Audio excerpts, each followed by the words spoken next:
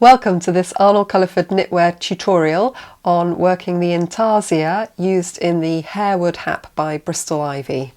The Harewood hat is one of the designs from the Book of Haps that I co-edited with Kate Davis, and I thought that it would be useful to run through a tutorial on how to work the Intarsia that's used in Bristol's absolutely stunning Harewood hat design.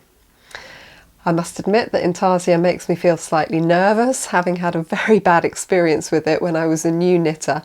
However, I fell completely in love with this pattern and knew that I wanted to knit it. So I've been working, and do you know what? It's really not that bad. So we're going to show you how to work the joins between the two colours. So I've set up a swatch in the chevron pattern that Bristol uses in this lovely design. And the way that it works is you have the chevron pattern and you work stripe in the contrast colour, that's worked in the normal way, and you then set up sections of contrast colour that are then worked using the Intarsia method. And it's actually the chevron patterning that makes these Intarsia stitches move across the fabric. It's ever so clever and surprisingly simple to work. And all you have to do is make sure that you're holding the old colour over the new colour at the join. So as we work along the row, we're using the main colour to begin with, and I'm using the main colour to work the chevron pattern. The chevron patterning is almost always worked in the main colour. It's explicit in the pattern if it isn't. So I've done my decrease at the start of the row and I work along until I get to the contrast colour, and this is my old yarn, the main yarn, and I find the new yarn, which is the contrast, and I hold the old over the new, and I work the first, there's the old over the new, and I work the first stitch in the new colour, give it a little tug to make sure that the tension is right, and then I carry on working in the new shade across those stitches. This is a small swatch, it isn't the correct number of stitches that are used in the pattern, but it's just to demonstrate. I'm now ready to change from the new yellow colour, this is now our old colour, to the main yarn, and again I just hold the old over the new. So here's my new, old goes over the top, pick up the new colour and carry on along the row. And again I'm using the main colour to work the chevron patterning, so I'm now going to work my increase in the chevron pattern. This is my chevron marker that I've just slipped, and then going back the other way, there's my increase, keeping on going right the way across the main colour stitches, and I've reached the new portion of colour where I need to change again. So here's my old yarn and I'm going to hold it over the new yarn, pick up the new yarn and again give it a little tug, make sure it's snug, and work across that section. And then I've got one last colour change for the end of the row, ready to work the blue again. Here's my new yarn, putting the old yarn over the top of it, pull out some yarn there.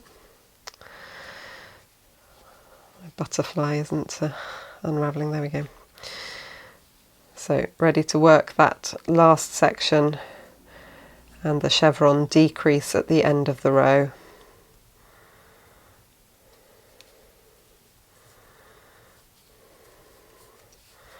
So that was working across the colour changes. Don't worry that we can see a bit of main yarn there. When we give that a tug it'll disappear. And now we can turn around and work the wrong side row. And again it's worked in exactly the same way. So we start off in the main colour, we work across the stitches,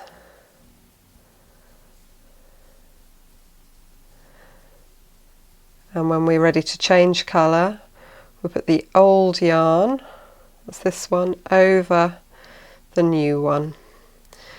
Pick up that yarn, give it a little tug as we work the first stitch, just make sure the tension's right, and then carry on. Oops. Again, changing colour where the stitches change, it's very straightforward. You can see immediately that you need to change yarn. Pull out the new one, the old one is over the top. Give it a little tug and carry on across the row as you set it up. Working the increased stitches as they're described in the pattern on the wrong side rows and slipping that chevron marker.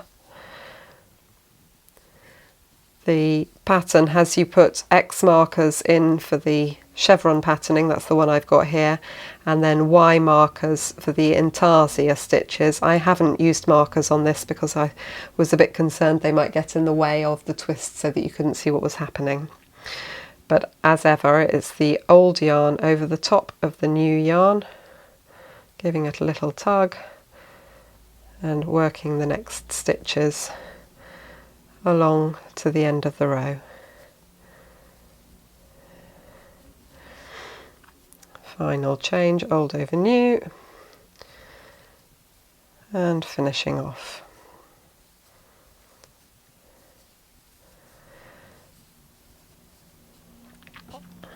Now, as you can see, you do get into a little bit of a tangle, but if you stop at the end of every pair of rows and sort your yarns out, putting them back in order before you begin, it never becomes too overwhelming. And if you look at the wrong side of the work, you can see that it makes a very neat weave down the edge of the colour change where the two colours are twisted with each other. It looks really quite neat on the wrong side of the row. So there was actually nothing to worry about. Intarsia really isn't that bad.